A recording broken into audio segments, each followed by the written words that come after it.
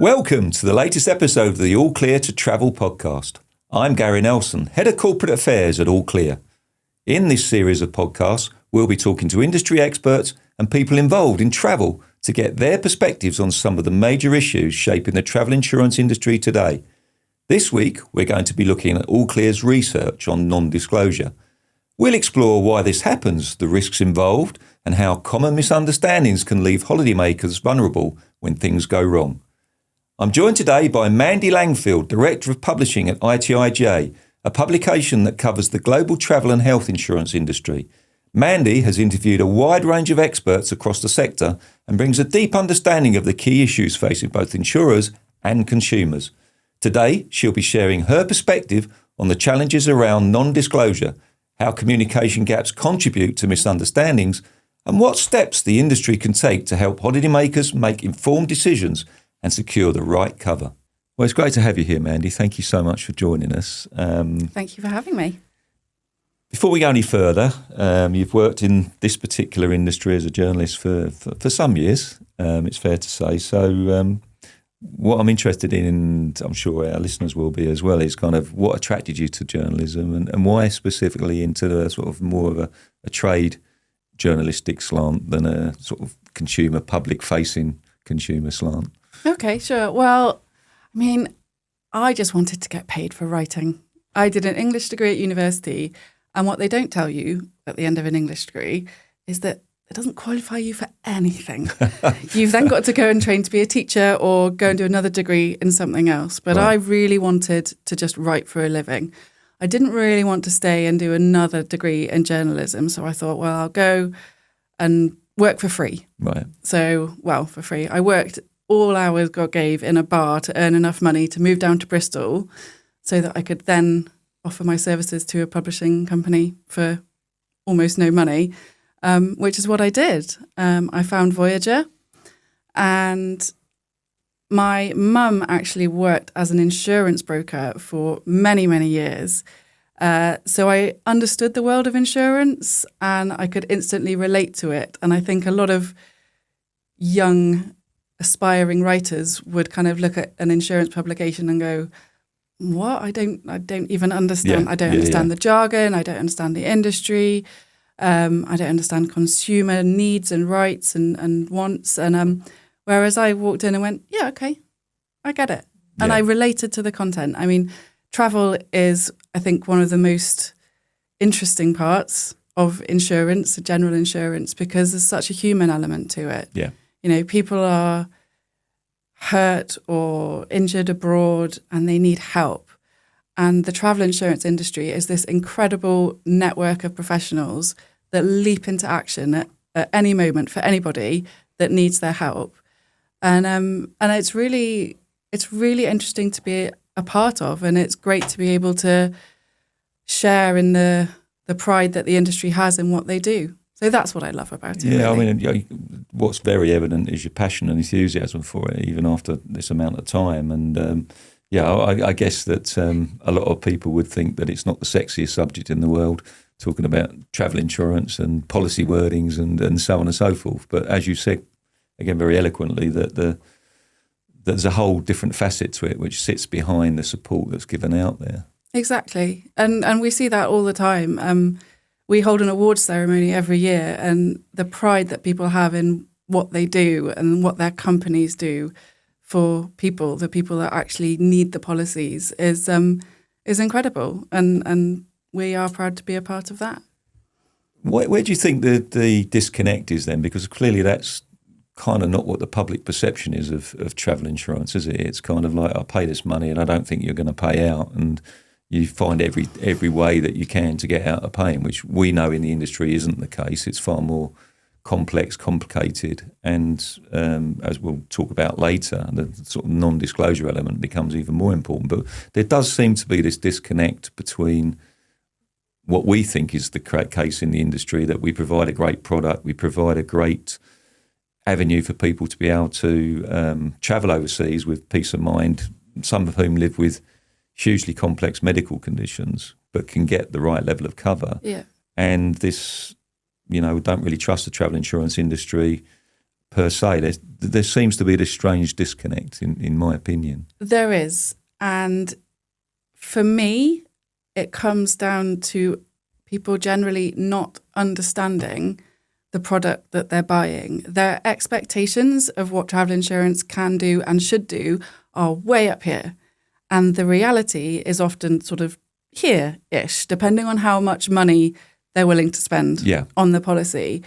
And I think the money is a big issue because I think in general people understand that you get what you pay for in this world. If you buy a top-of-the-range TV or a top-of-the-range fridge or laptop, you're going to get better outcomes. Yeah.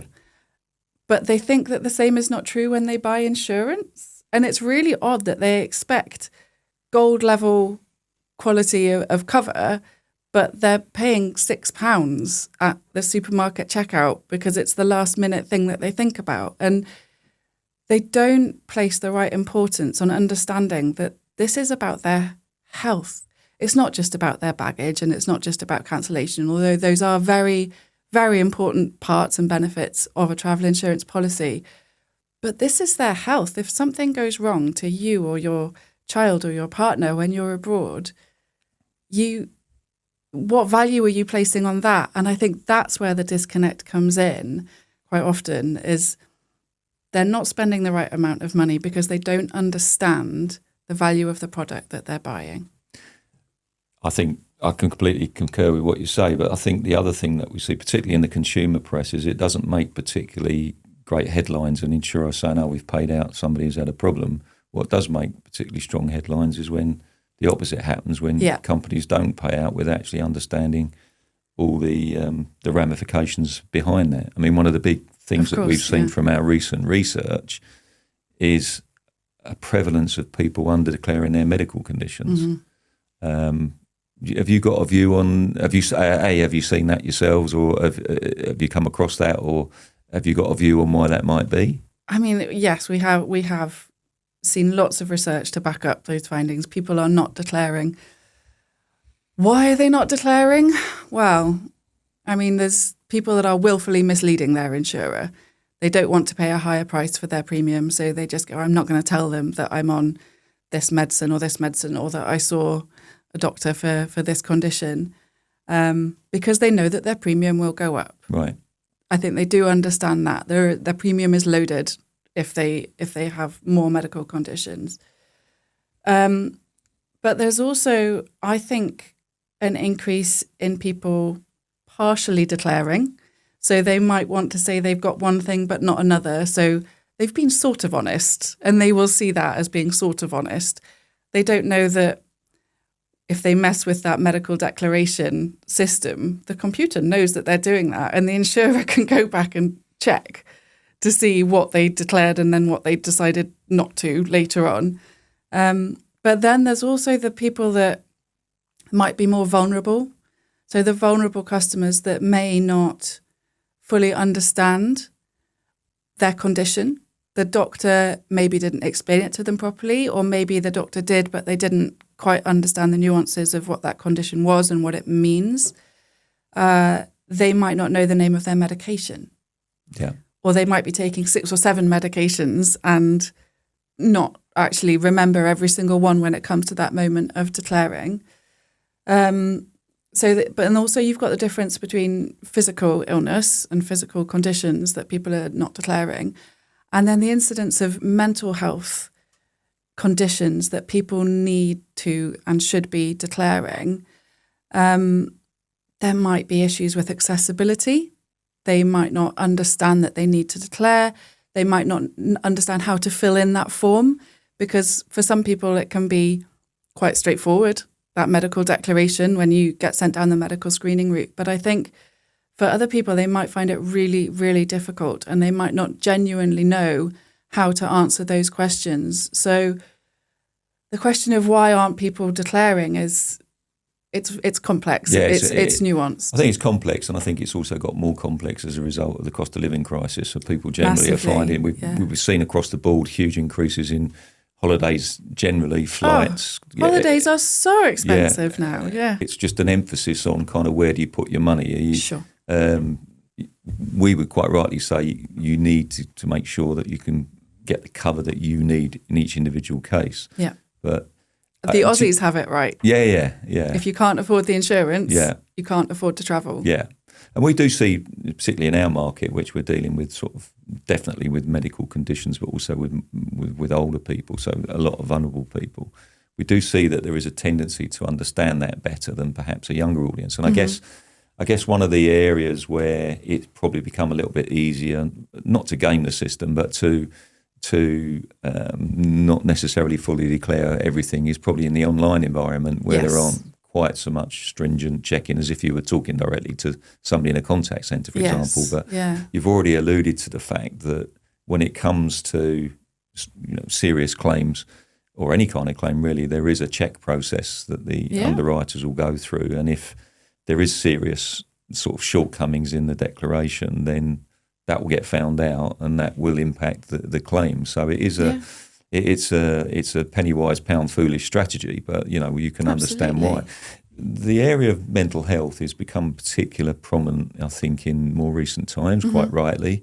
I think an awful lot of people have suffered or living with mental health issues, particularly as a direct result of something that we've not been through before, like the global pandemic. Absolutely. The consumer kind of perception is awry on that one, because I think the industry has made huge progress. So 18 years ago, I was trying to take out insurance and declared anxiety, because that's what I had a diagnosis for. And I had to go down many, many routes to try and find the right insurance, any insurer. Yeah. Most of them just went, computer says no. And I think that if I did the same thing now, I would be hugely impressed at how many insurers go, no problem. Yeah. Are you on any sort of medication? Great. Is it well controlled? Have you seen a doctor? Have you seen a psychiatrist? Have you been hospitalized? No. Great. You're fine. Yeah. But I do think that there obviously consumers need to understand more, but I think doctors also could do more to help their patients. Perhaps if they know they're going on holiday, they could say, you need to declare this, and this is what you need to declare. So a bit more assistance from the medical profession could really help customers be more informed about what they need to declare and the fact that it is covered as well. Yeah, I think again, in defence of the industry, if it's a situation where it does come to a claim, there are understandable reasons why somebody may have inadvertently declared something. Yes. I don't think the industry, personally, from my experience, is there trying to find reasons to do that. I don't think that at all. Yeah. I think it's far more in a situation where there's been a problem, medical conditions flared up, which is specific to a previously diagnosed medical condition that hasn't been declared in the medical declaration, and then people are surprised when the insurer says, no, I'm sorry, but, this is a direct consequence of an incident that's happened before. Yes. You haven't declared that fact, and therefore your claim is invalidated. And as I said, I don't think the insurance industry there is there to trip people up. I think it's there to help people.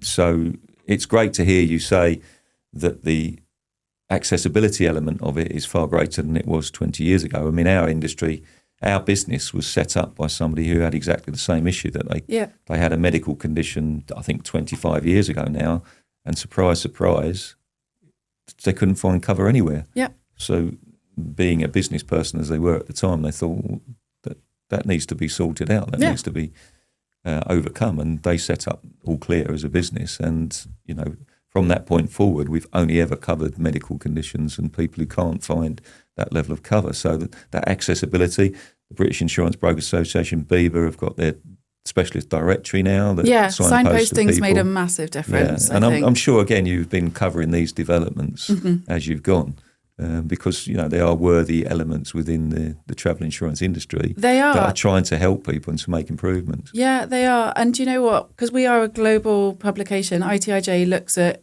the travel insurance sector of countries all over the world.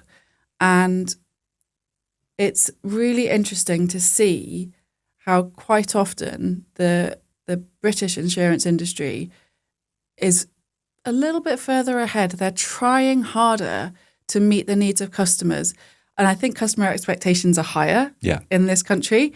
But I do feel like our ability as an industry to adapt and evolve is really strong, and we can continue to do better and to lessen that gulf, as we've said, between the expectation of what consumers have of the insurance industry and what the reality is of what they are buying. Yeah. There are a lot of consumer advocacy groups that I think the insurance industry could still engage with more, because I think insurers get a fair bit of criticism in the consumer media from certain organisations that push, rightly or wrongly, the agenda of their partners, and saying, "Oh well, the member of my charity, their premium went up £400 because they had a cancer diagnosis 2 years ago." But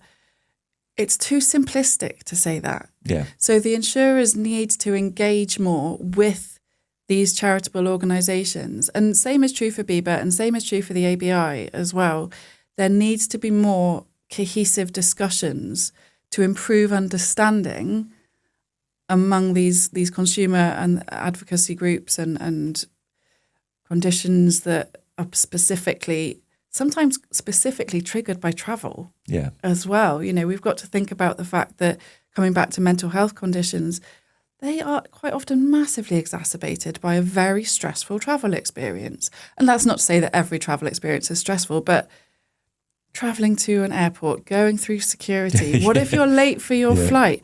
Then you've got going to a country where you don't speak the language. You might have gone to a country where the culture is incredibly different.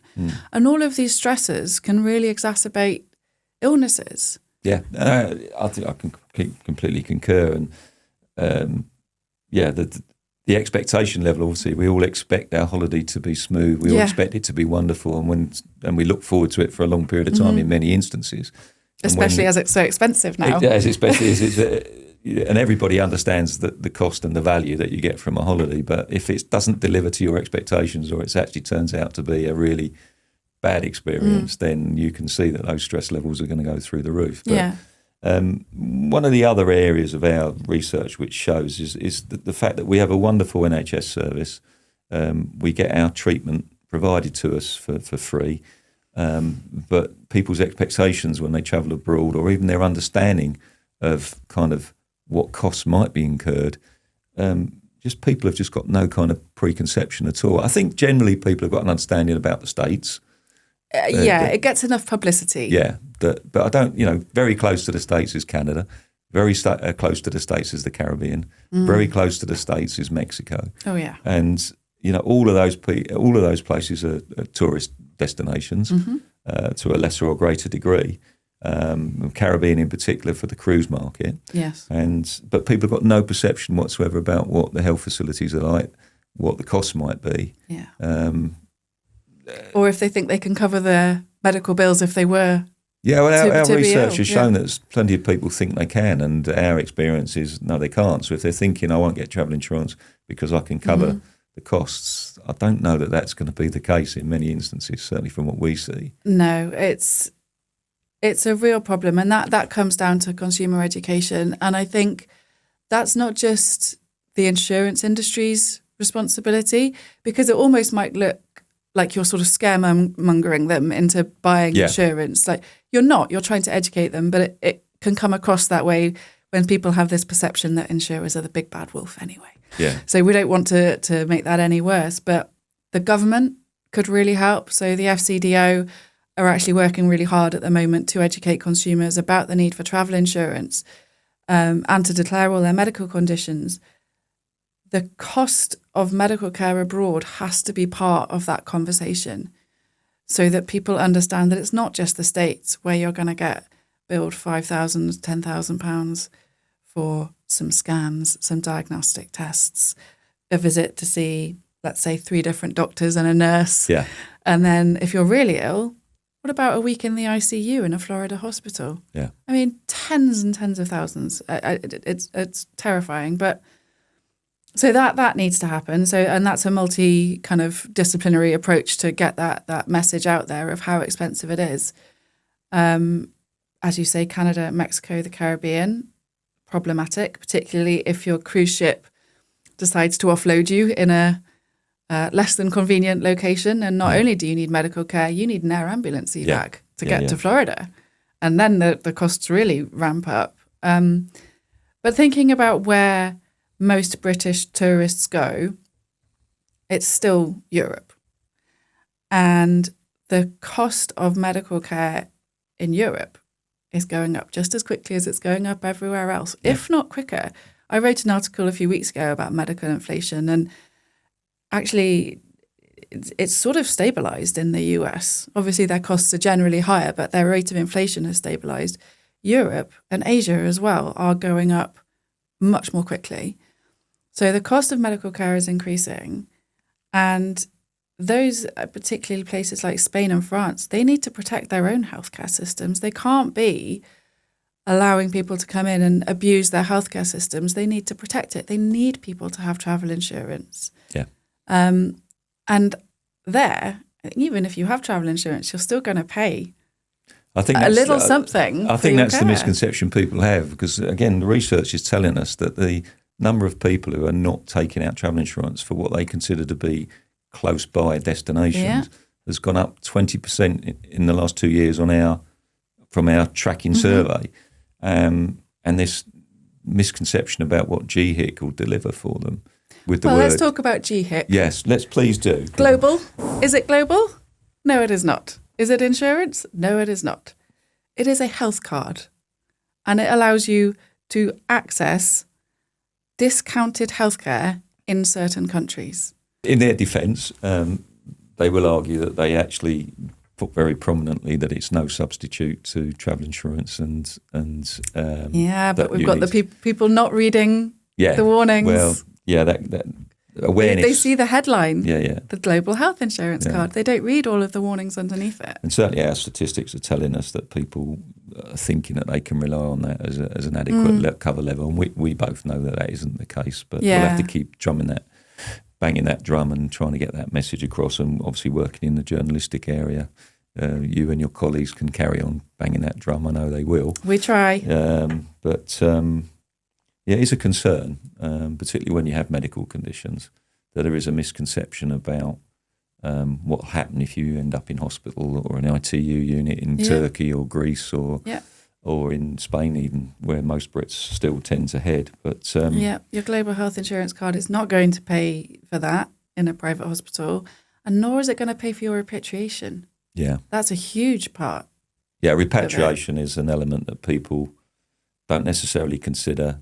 I mean, a lot. We need to clarify here that some repatriation is done by medical escort on a commercial airline. On a commercial airline, the more extreme cases are air ambulances out, and in even more extreme cases where conditions are very serious, they have to fly at lower levels with decompression, which uses up a lot more fuel and therefore needs stopping. Even more expensive. So we've seen air repatriation costs coming into the hundreds of thousands now from certain destinations. So people thinking that GHIC is going to cover that cost, for example, is a well misconstrued in their assessment. Yes. But I mean, I know from your own publications that you get well involved in global assistance discussions and highlight the great work that those people do.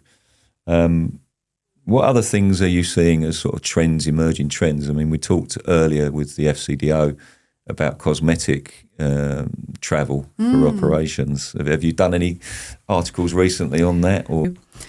So yes, we have covered the issue of people travelling for treatment specifically. It's an interesting one because as far as the travel insurer is concerned, they're not going to cover any part because you are specifically travelling for treatment. There is an insurer out there that has brought a policy out that will cover the travel part of your trip, but not the medical, and hoping that firstly, your medical treatment's going to be okay, but secondly, that if it's not, your facility will sort out any post-operative complications and that kind of thing. So it is hugely popular. It's a growing market. And I mean, there's a lot of quite scary stories out there about things going wrong and people dying from post-operative complications. It's also hugely expensive for the NHS putting right the issues that people are experiencing when they get back. But it's difficult to counter a lot of very positive PR that is available on the internet from people, influencers, saying that they had a wonderful experience getting their new hair or their new teeth or their new boobs or whatever. So any medical procedure is not without its risk. So people are going in perhaps a bit naively. Yeah, it's definitely a growing issue. I mean, it's been raised to us about, what do you do and what's your and we are as the industry is at the moment, it's too risky an area for us. Particularly that when none of us are sure really what the medical facility that's offering the procedure, who are the doctors, are they fully qualified? Exactly. What's their what's the whole setup like there? And don't know. So too many don't knows for a travel insurance provider there. It becomes a very hard no. Yeah, because insurance is all about facts. Yeah. It's you deal with that data and you get your risk matrix and then you have your score. Yeah. But there's, like you say, there are too many unknowns. But there's a possibility, I think, to look at how the medical assistance industry can share knowledge. They have these global network in some cases of hospitals in certain countries. So they will know the doctors, they will know the hospitals. So it could be that there's a possibility for a really quality network of approved providers that the insurers know and trust. Yeah. They might be accredited. There's a mark of quality there that you will be able to then score that risk accordingly in the future. I don't think it's quite there yet, but it's something that the industry could look to do to evolve further. Well, it's like everything else, isn't it? If there's a growing emerging trend, there's going to be a growing emerging market, which is either there to be developed or that the industry has to adapt and has to create products to suit. But there will need to be those safety blankets in place of kind of, as you rightly said, having an accredited facility that the procedures are well documented as being successful, very few instances of any issues, so that reassurance. But I mean, I'm sure it's a subject that will crop up again and again, and I'm sure you're still covering the advances. We're certainly getting answers. We're still certainly getting asked the questions from consumers. Right. We're certainly getting asked the questions from people like the FCDO. Yes. What cover is available? You're an industry expert. Where's it going on this? The ability to adapt to emerging trends, markets, has been something that the industry's done very successfully, I think, over time. Yeah. So it'd be interesting to see where that one goes. I think it's going to take a while, I think, for the industry to gather enough data and be confident that they can offer the right policies and, again, meet those customer expectations, because the last thing we want is to bring a new raft of policies out that actually don't offer the cover that consumers think that they do. Yeah. We need to be constantly thinking about how we can close that gap. We've covered an awful lot of ground there. Well, you've clearly got great enthusiasm and energy for the industry, which is wonderful to see.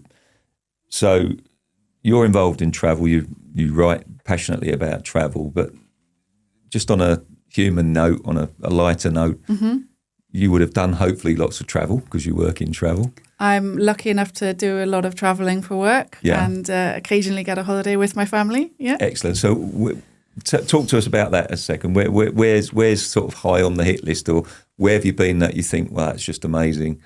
Oh, I really enjoyed Marrakesh this year. That was absolutely fantastic. It's a beautiful city. I want to go and see more of Morocco. Right. Definitely. I mean, like most Brits, I've been to Spain a lot. I actually lived in Madrid for a year when I was a student and completely fell in love with Madrid as a city. I almost love Barcelona as much. It's a wonderful place. It kind of has everything that Madrid has, but with a beach. Yeah. So that's really wonderful. I'm going back to Istanbul next year, it'll be probably 12 or 15 years since the last time I went. So I'm really looking forward to going back and seeing how the city has changed. I stay fairly safe on family holidays because I have young children. Yeah. And long haul travel is not something that I want to do with a toddler. Yes. That's going to be a little while coming. Maybe that's one for a mum and dad trip in a few years. So we've stuck to Europe for us for the last few years with the kids. It's easy enough speaking Spanish and kind of getting by. Mallorca's a safe bet, isn't it? Yeah. It's a nice place as well. It's lovely. I completely relate to your experience in Marrakesh. I thought that was a wonderful city to visit, particularly in the old quarter there. Getting lost in the souks. Yeah, in the souks. Yeah. Getting run over by scooter drivers. It's quite barrows, scary. Yeah, but it's fascinating. Yeah. It was kind of the real experience I wanted from which you don't get in places like Dubai and Abu Dhabi and so on. No, and so Dubai forth. was it's a funny one. I didn't feel like I saw much of it because it was so hot that you have to kind of get into an air-conditioned hotel and then you get into an air-conditioned taxi to go to your air-conditioned restaurant and then back. We did a trip into the desert when we were in Dubai and it was really cool. We did the sort of 4x4 dune trip. I hope your travel insurance covered you for that particular. Yes, it did. It did, honestly. Yeah. Which is another point, isn't it? I mean, obviously what you get up to on holiday and some of the more extreme things that people want to do, we should just also add that you need to make sure those sort of things are covered as well. Please read your terms and conditions.